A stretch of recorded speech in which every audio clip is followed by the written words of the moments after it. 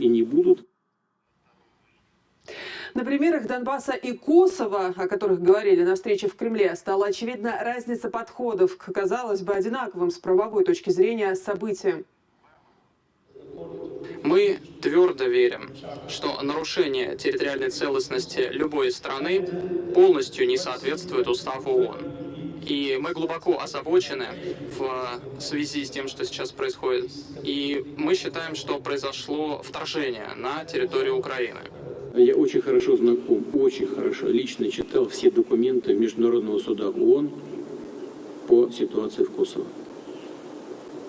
Прекрасно помню решение Международного суда, где написано, что при реализации права на самоопределение та или иная территория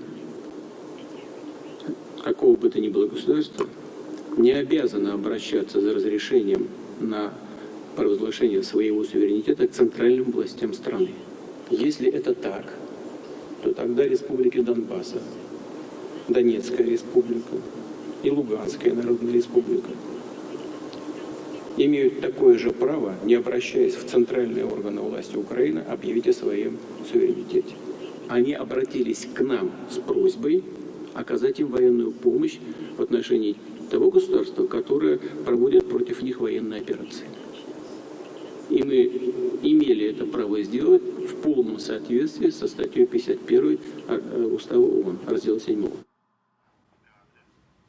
Антонио Гутерриш в Кремле рассказал о гуманитарной инициативе ООН создать контактную группу, которая наладила бы работу по созданию гуманитарных коридоров. Ведь пока случается, что Россия и Украина заявляют о разных путях выхода, но они не всегда работают. Мы предлагаем создать гуманитарную контактную группу, в которой Организация Объединенных Наций, Россия и Украина смогут сообща обсуждать ситуацию с тем, чтобы эти коридоры были по-настоящему эффективны, чтобы ни у кого не было предлогов избегать создания этих коридоров. С другой стороны, мы понимаем, какая сложная ситуация в Мариуполе. В том, что касается этой ситуации, ООН готова полностью мобилизовать свои логистические способности, человеческие ресурсы. Вместе с МККК, я вчера говорил с Питером Маурером, он полностью поддерживает эту инициативу. Идея в том, что нам нужно работать сообща, вместе с вооруженными силами как России, так и Украины, для того, чтобы раз и навсегда решить проблему. Это возможно сделать, объединив обе стороны МККК, наше управление УКГВ, создать необходимые условия, сделать это максимально транспарентно, чтобы никто больше не мог обвинять других в том, что что-то не происходит. И хотя Мариуполь полностью перешел под контроль ДНР, остается напряженная ситуация вокруг Азовстали. Россия еще на минувшей неделе объявила, что готова предоставить мирным жителям гуманитарный коридор. Но тот факт, что украинские бойцы не выпускают гражданских, говорит о том, что ими просто прикрываются террористы. Завод Азовсталь, он полностью изолирован. Я отдал указание, отдал приказ не проводить там штурмовых действий. Там не ведется боевых действий, например. Да, действительно, мы слышим, что от украинских властей, что там есть гражданские люди.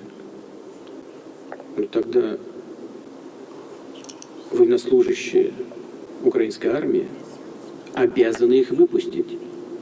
Или они тогда действуют как террористы во многих странах мира, как ИГИЛ в Сирии, прикрываясь гражданским населением. Самое простое, что нужно сделать, это выпустить этих людей. Чего уже проще? При содействии России из Мариуполя уже вышли около 140 тысяч человек. Владимир Путин подчеркнул, что эти люди вправе самостоятельно решать, ехать им на восток или на запад. Их не держит. Не собирается наша страна удерживать и мирных людей, которые пока находятся на территории Азовстали. Елизавета Храмцова о переговорах Владимира Путина с генсеком ООН.